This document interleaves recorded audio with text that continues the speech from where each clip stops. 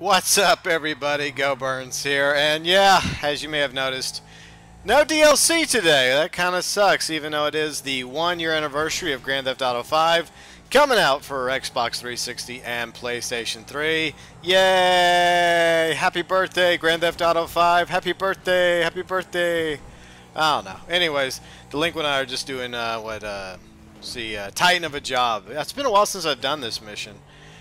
And I felt like earning some money, some RP, and it's been a while because, well, my thumb is finally almost fully healed after it accidentally being cut about a month ago. Anyways, I want to talk about Grand Theft Auto 5 over the past year. Of course, when it was first announced, what, 2 or 3 years ago? Wasn't it like 2 or 3 years ago now? I mean, it was a long time ago. Felt like yesterday. I know it really wasn't a long time ago, but everybody was just amazed how beautiful Grand Theft Auto 5 looked in the trailers. And wow, when it came out, I was just overwhelmed with how awesome it was. I mean, it was like taking Grand Theft Auto 4 to the next level in the graphics and the storyline. Plus, one thing that I really loved about Grand Theft Auto 5 was the fact that they went back to humor, which is something they tried to steer away from in Grand Theft Auto 4. I mean, there was still some humor in Grand Theft Auto 4, but it just wasn't as funny as its predecessors, as Grand Theft Auto 3 and Vice City and San Andreas. Because while, yes, this is a violent game, it's set in a very satirical world, a version of America that is kind of over the top, and there's a lot of humor to be seen in the commercials, the billboards, the TV shows, the radio, and the storylines itself. And that's one of the reasons why I love playing Grand Theft Auto, is because of the world it exists in. And Grand Theft Auto 5 feels more true to that world than Grand Theft Auto 4 did, if you catch my drift. I mean, Nico was a great character, and it was a good story, but at the same time, it felt, I don't know, too gritty, too dark, too dreary. And some people like that, but I don't. Now, I don't want Grand Theft Auto to go over the top like, well, Saints Row, for example. I mean, it's like every movie, I mean, every episode of Saints Row that comes out, it just feels like it's getting sillier and sillier and sillier, and yet at the same time nothing improves. I mean, the first one was okay. It was obviously a real clone of Grand Theft Auto. Then the second one was a little bit better. A lot of people would say that Saints Row 2 was probably the best one. Saints Row 3, they tried something different, and I liked Saints Row 3 because of the fact they were going in a completely different direction than Grand Theft Auto. But then it just felt like after Saints Row 3, they stopped improving the engine. They stopped improving the graphics. Like Saints Row the 4th, or whatever the hell it's called. Or was it Saints Row the 3rd, then the 4th? I don't know. The point is, I like Saints Row. I like open world games. But at the same time, whenever I play a sequel to a game, whether it's a sequel or a prequel, because in a way, Vice City and San Andreas are prequels to Grand Theft Auto 3, even though they came out later. They were better games because Rockstar had time to improve the quality of their games. From the first Grand Theft Auto game, the top-down version, some of you may have never played before, to, you know, Grand Theft Auto 2, which was kind of more the same as the first one. It's probably the least liked of the entire series when it comes to Grand Theft Auto, and the least remembered. And of course, 3 was a revolution. It went in a completely different direction. The first 3D version of Grand Theft Auto. And then Vice City was a little bit better. Then San Andreas was a little bit better. And Grand Theft Auto 4 was way better. And Grand Theft Auto 5 was like super awesome better. And that shows that the people at Rockstar really do care about their product. And they're not just making video games just to make money. I mean, yeah, they make money. They make tons of money. This is one of the best-selling games ever. I mean, this game made a lot of cash. A lot of dollars, a lot of euros, a lot of pounds. And no question, when the next-gen versions of Grand Theft Auto 5 come out in a few months on the Xbox One and PlayStation 4 November 18th, and of course when it finally comes out to PC on January 27th, it's going to make even more money. Now, is it going to make as much money as it did on the 360 and PlayStation 3 when it came out a year ago? I honestly don't know. I really don't have the answer to that question. I guess we'll find out sooner or later. I think it's going to make money. But the problem is not that many people own the current gen, next gen consoles, whatever you want to call them, because they're expensive. They're, what, $400 a pop, and more in other countries as well. So even though the Xbox One and the PlayStation 4 have been out for a year, they're still expensive, and a lot of people simply can't afford them, and a lot of people are still playing video games on the Xbox 360 and the PlayStation 3. So it's going to be some time before I think games end up being just as popular on the new systems as they were on the old systems because of that fact.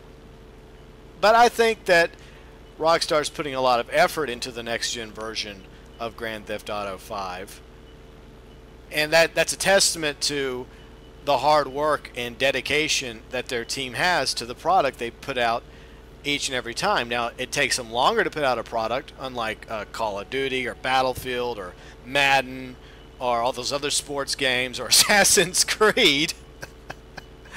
But at the end of the day, I think pound for pound, Rockstar, despite its flaws, because they all have flaws, all have issues, things we don't like about them. For one thing, we don't like the secrecy from Rockstar, which it serves a purpose.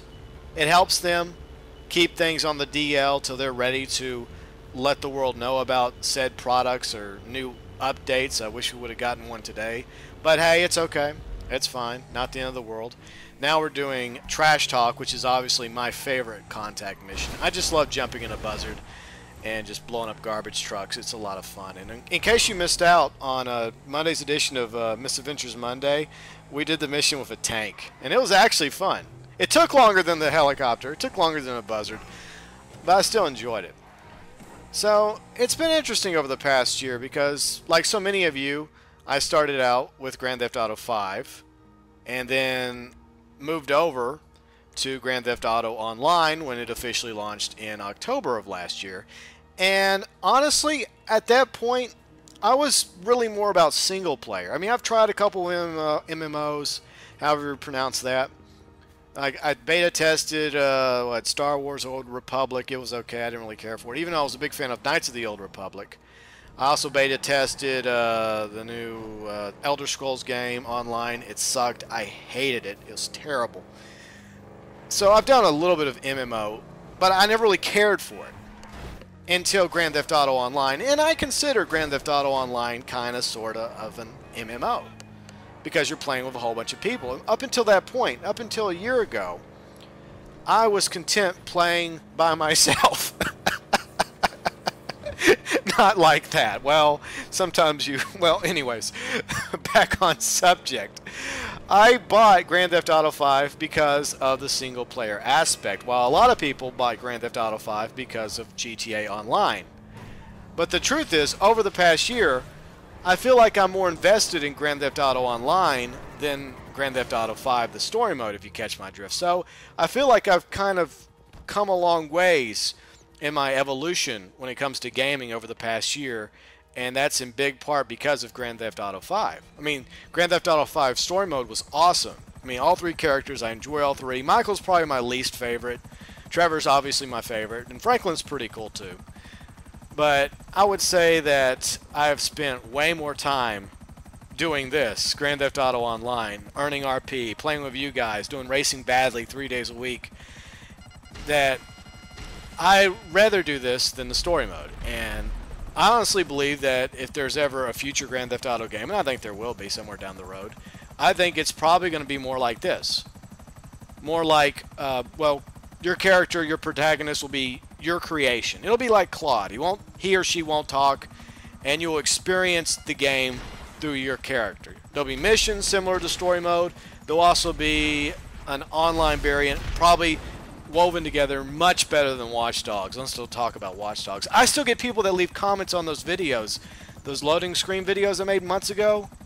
because they're still having problems playing the damn game. I mean, Ubisoft, you fucking suck. Get your act together. I mean, honestly, I just don't even think I can purchase an Assassin's Creed game after what they did to the fan base with Watch Dogs.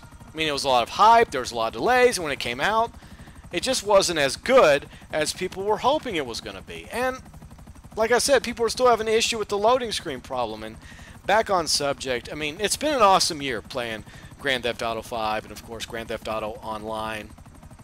And as I mentioned before, I do intend on getting Grand Theft Auto 5 on the PlayStation 4. Already got it pre-ordered, by the way. Looking forward to picking that up.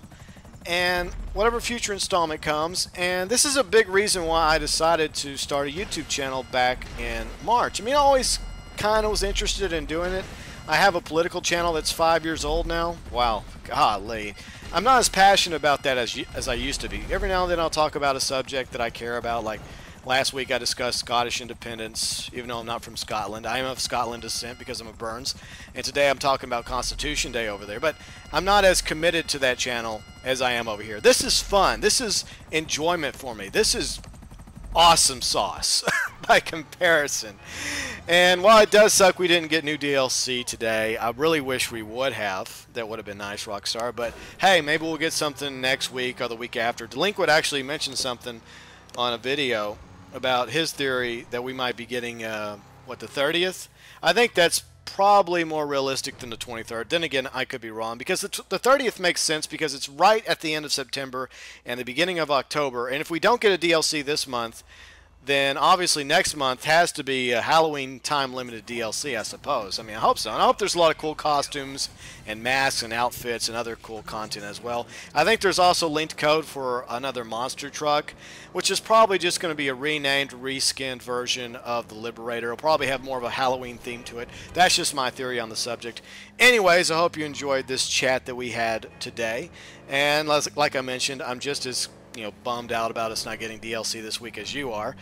But that's life. It sucks. It sucks that we're not getting the PC version of Grand Theft Auto 5 around the same time as the Xbox One and the PlayStation 4 versions. But, this is just a video game. It is a lot of fun to play.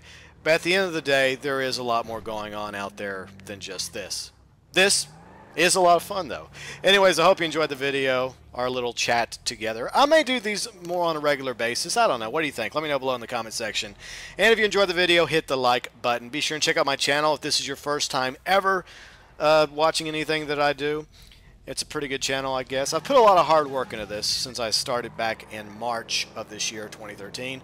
Videos every day. Every day I've put up a video since March. That's dedication. Way more dedication I've ever put in that political channel. Alright, enough about that. Anyways, if you like what you see, my content 7 days a week, help the channel grow, and you can do that by subscribing to the channel, liking me on Facebook, and of course following me on Twitter. That is linked below in the description section. And as always, thank you for watching.